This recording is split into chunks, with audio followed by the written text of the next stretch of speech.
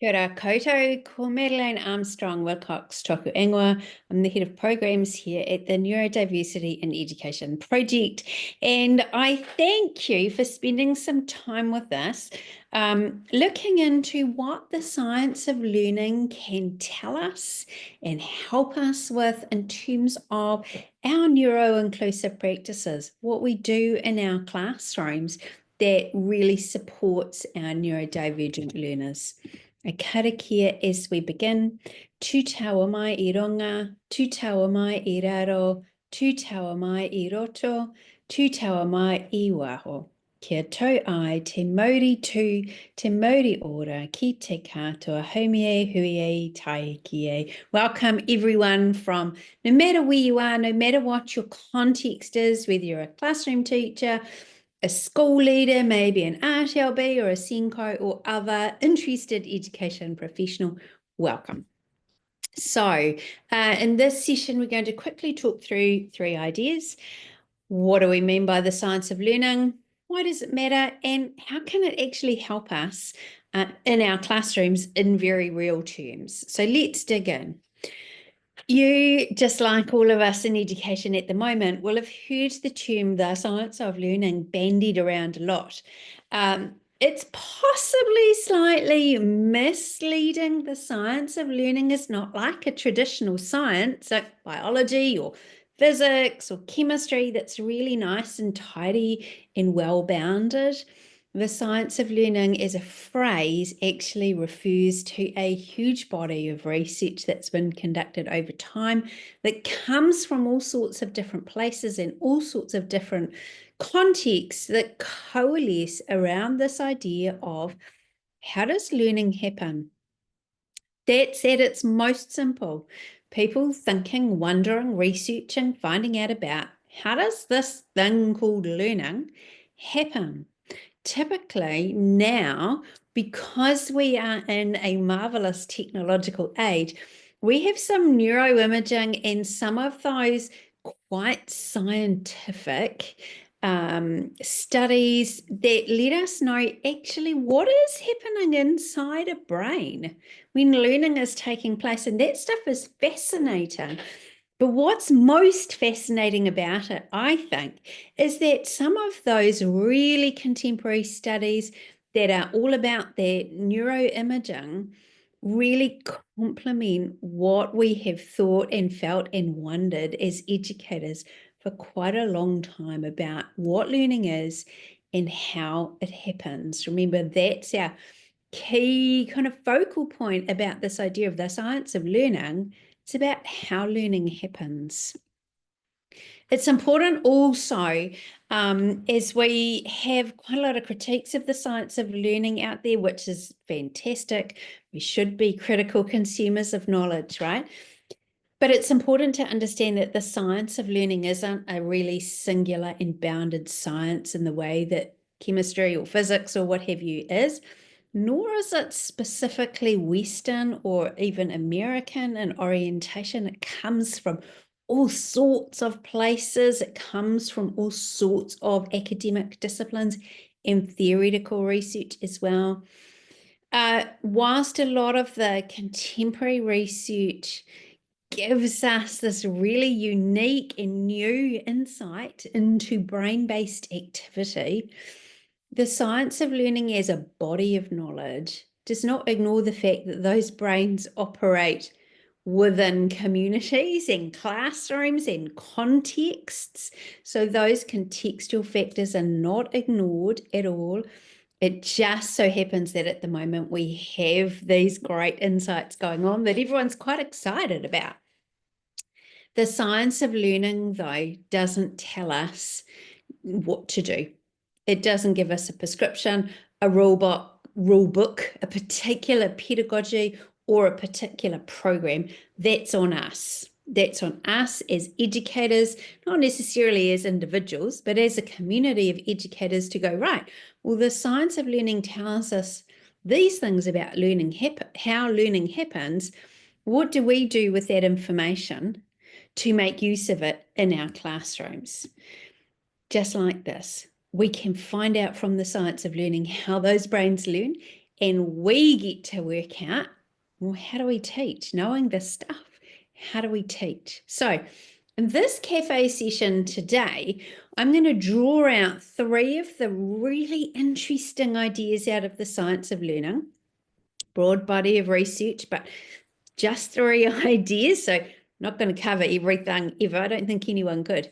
3 really interesting ideas, and then pull out the strategies that we could put in place in our classrooms straight away. That's what we're all about as an organization, things that teachers can do straight away. So let's have a little look at what those ideas are and how we can better support our neurodivergent learners in our classrooms. 1 second to step back. Remembering that the term neurodiversity is all about this idea that all brains are different and that difference is the norm.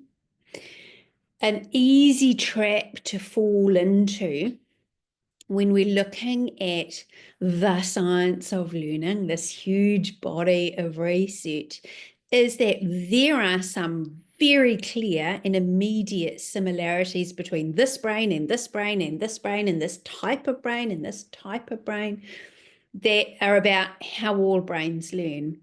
As we dig into more nuance, though, we do see this concept of neurodiversity come to life through the science of learning, acknowledging that not all brains work in the same way. They might be roughly the same shape, roughly have the same architecture, and roughly be the same size, but they will operate a tiny bit differently.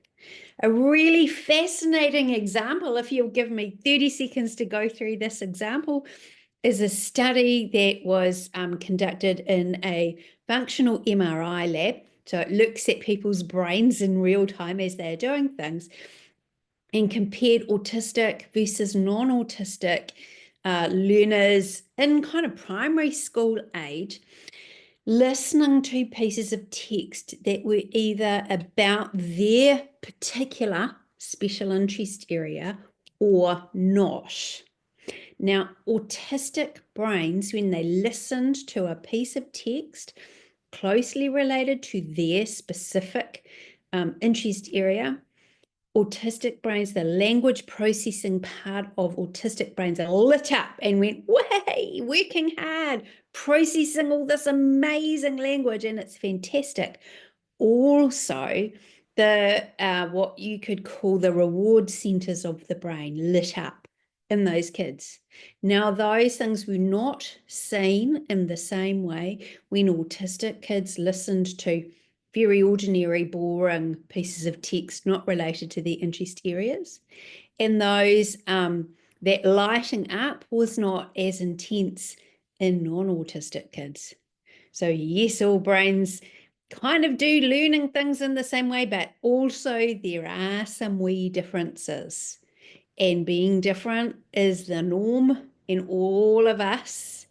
Kids, teachers, parents, we all need to understand that sameness is not our goal. Okay, when we're using the word neurodivergent, we're referring to some of those specific brain-based differences, like autism, like ADHD, like giftedness, like dyslexia, a whole lot of other things as well. Those are some of the big ones that you're most likely to come across. And neuro-inclusion, which is what we're talking about, is all of us knowing that we can recognize and support and celebrate all of the different brains that make up our classrooms and our schools and our workplaces as well. That actually all brains are seen. Very important idea. Okay, so stepping back to some ideas from the science of learning, what they're going to tell us. If you like taking notes, now's a great time. We're going to talk about activation, cognitive load, and cementing it in. Very important. So let's look at what activation is about. The science of learning tells us that when new learning happens, it needs to connect with something that's already there, right? New learning needs to connect with that old something. Therefore, when we're working in our classrooms, we need to bring that old learning back up into kind of conscious thought. Way years ago in the past, teachers used to talk about activating prior knowledge. Then we meaning the education community, not personally, we realized that sometimes kids' prior knowledge is actually wrong, completely incorrect and full of misconceptions. So we stopped doing that idea of activating prior knowledge because we're like, oh, there's no point them bringing up misunderstandings. Actually, there still is a point. When we're talking about the old stuff that's already in there, what we want to bring up is the kind of richness of ideas, not just like some sterile fact that someone might have heard or misheard. We want to bring up the emotional connections, the richness of connections to other things, the hunches, the wonderings, the, oh, I heard of this thing and I'm not really sure what it was.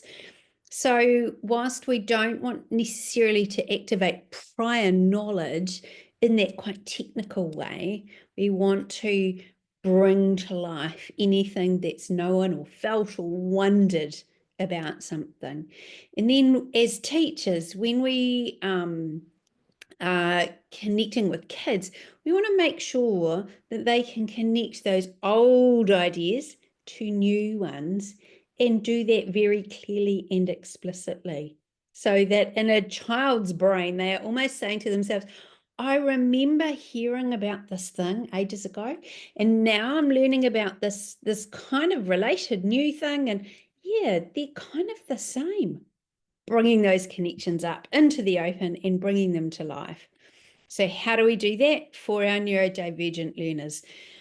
A very easy, concrete way, and a way that means as teachers we don't have to use as many words, because I think many of us as teachers are great at putting a lot of words into everything, just as I'm doing right now, is that we use visuals.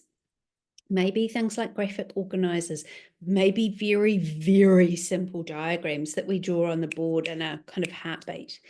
But two provisos around visual reminders or cues like that. One, we keep them limited to the lesson that's going on right now. If you have every single everything that you've ever done is a visual cue in your classroom, it's simply overwhelming for our neurodivergent learners. And I'm going to explain a little bit more about that in a minute, but limit the number of visuals or cues, visual cues that you have in your classroom. Absolutely limit it. They also need to be very clear and simple, right? So that those neurodivergent brains can kind of lock on to an idea with a lot of clarity. And remember that if we're using visuals in our classroom, children are short and we're usually a bit taller. So think about where kids' eye level is. If you're going to use visuals, make sure you can actually go, oh, look, it's here at your eye level so that they can physically see them.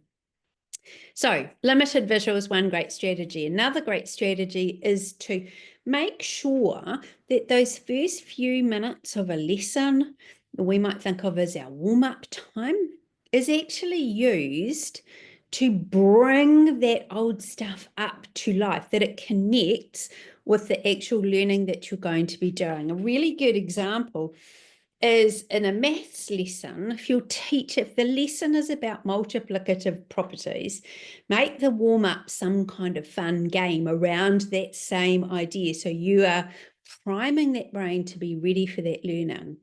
I've seen maths lessons that have, for instance, a really fun high-energy game about body shapes and space as the warm-up activity, and then they jump back to multiplicative properties. We've primed a brain, but in the wrong direction almost. So let's make sure that our lessons are actually well connected internally, and that supports our learners to make those connections mentally as well. And we make those connections explicit. All right, so what you already know about adding numbers, might work as well when we're multiplying numbers. So what is it? We already know. Now let's apply it to this other thing. So we draw those connections up and we make them very clear. Our autistic kids frequently tell us that clarity is hugely important to them from a teacher. Okay, let's now turn to the issue of cognitive load. And I've added and taken a little bit of a liberty with this idea. And number one, I think it's on us to manage cognitive load for our learners first and foremost, because we're the adults in the room. Number two, what we typically think of as teachers as cognitive load is that stuff around thinking and learning that kids are doing. Before we can manage the load of the actual thinking and learning, we actually need to step back and look at how brains process information, which is in order. Brains process information. Firstly, they process the sensory information, the input that's coming at them from the world, the input that's coming at them from their body. So that gets processed first. If the sensory information that's coming in is big and loud and overwhelming and needs a lot of proactive management, that brain's going to be working hard at doing that. We want that brain to be working hard at the thinking and learning, right? So we need to take care of the sensory environment of our classrooms. I'll talk about that more in a minute. So brain's taken the sensory information, process that first. They then look to the social aspect. What's happening in the people around me, right? You can see those kind of biological benefits to that. Other people around me coming at me with spears? No, good, okay. Are they talking happily? Are they calm? Are they really high and loud and agitated? So the brain processes the sensory information, then turns to the social environment and processes that information. From there, the brain creates emotions. Emotions don't just happen by magic, the brain creates that, right? So these brains are busy doing all of this before they can tackle the actual cognitive load, the actual thinking and learning that we want them to do. So it's on us as the adults in the room to make sure the sensory stuff, the social stuff, line up nicely to create this good emotional zone, then tackle the thinking and learning. Once we get kids into that thinking and learning zone, we know that brains are amazing, but they can only do so much at once. Working memory, the kind of minute by minute, what's going on, is quite limited. And brains get really tired really fast when they have to work very hard, right? A little bit like a fairly useless engine that they can only do so much at a time and only for short bursts of time. So let's look at some of the really practical implications of knowing these things from the science of learning, particularly the very modern stuff that uses neuroimaging. Okay, so like I said, it's on us, the adults in the room, to manage the sensory environment, the social environment, so that the emotional environment works. There is a whole lot of stuff on our website, and I'll give you the link later, about co-designing your sensory environment in your classroom for the benefit of the learners you have in front of you. If there was one right way to set up the sensory environment of your classroom, the golden rule would be less is more. Less noise, less clutter, less light, less everything. But that's not the same for every learner, right? So you have to look at the learners around you, the learners in front of you. You need to ask them. We have resources all about how to do that in a way that's really easy and what to do with that information, because none of us want to do a complete overhaul of our classrooms, right? There are easy things we can do that are going to support many people in our rooms. So first of all, we manage the environment. Then we help brains focus on what's important. So that clarity, that us knowing what matters most in this lesson. Does it matter most for kids to write the figure 8 correctly? Or does it matter most that they understand how the number 8 is made? And we help kids focus on what matters most in our lessons. That means the brain is freed up. It's not worrying, for instance, about its handwriting. It's not worrying, for instance, about the pictures on the wall, right? This is so important for our autistic kids and our kids with ADHD, that we can support that focus on what is most important in this particular lesson right now.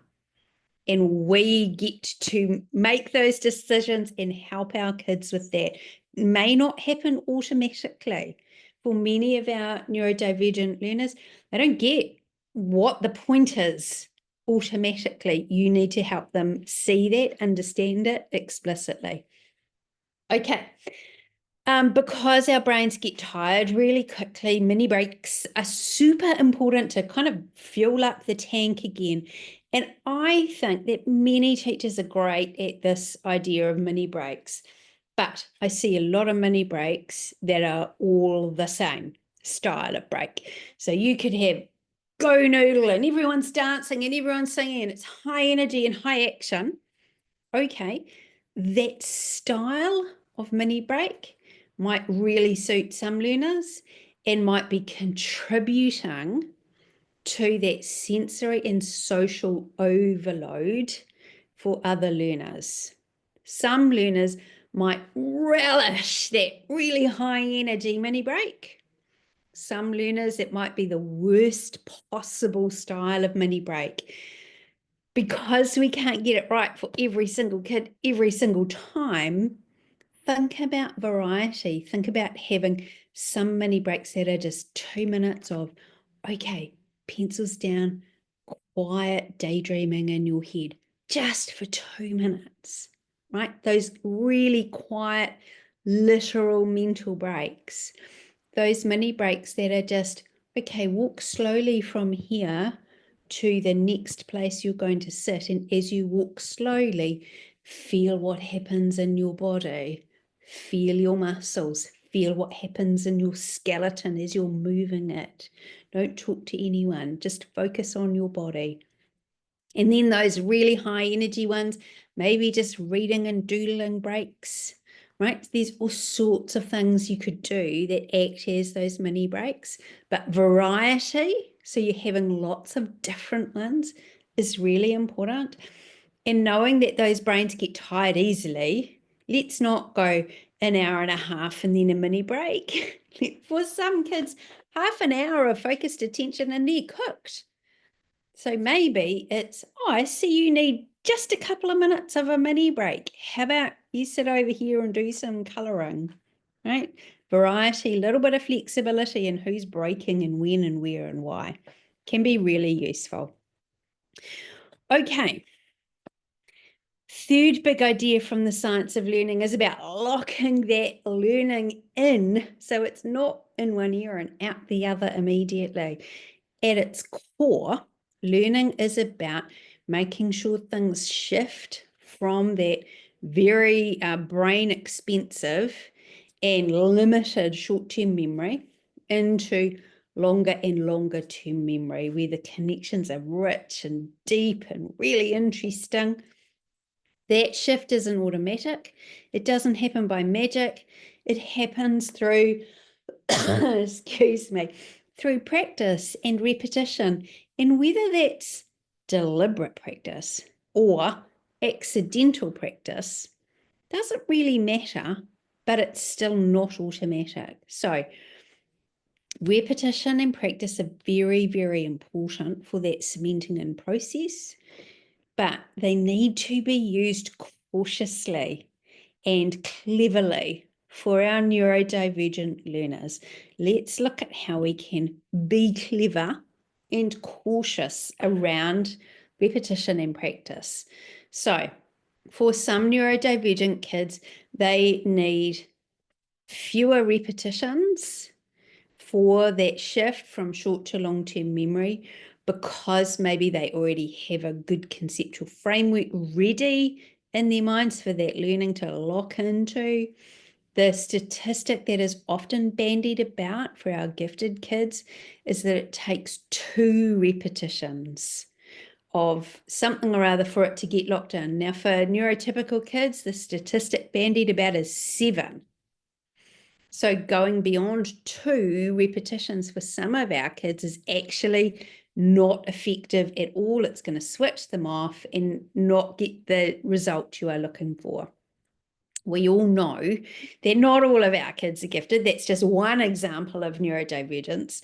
So for other kids, they need variety in their practice, because if they do the same thing in the same way a few times, their poor brains are not getting the dopamine-based rewards, oh, this is fun, this is exciting, from that practice, and they are checking out as a result. So we need variety in our practice. We can't just practice things in the same way over and over and over, because some brains just won't take that on board. It will not work. A good example is practicing times tables. You can do that in writing, in drawing, in singing, in moving your body, in telling a buddy, in giant sheets of paper all around the room. The variety is going to help many of those brains cement it in. Making repetition exciting is also very important for many of our neurodivergent kids, helping them understand what's going on. Like, why do we need to practice this is a great first place to start. And what are the ways we could practice this that are going to be good for your brain? Ask them. Right? They'll probably know. And the last part of this point is that focus that practice on the most important thing. There is no point having kind of loose all over the place practice of any old thing. Let's look at what matters and really focus on that. Another great way to mix up that repetition and practice that works really well for many neurodivergent brains, and in particular our autistic brains, is starting to practice in quite a limited and small way and moving to kind of bigger and broader practice. I'll give you an example.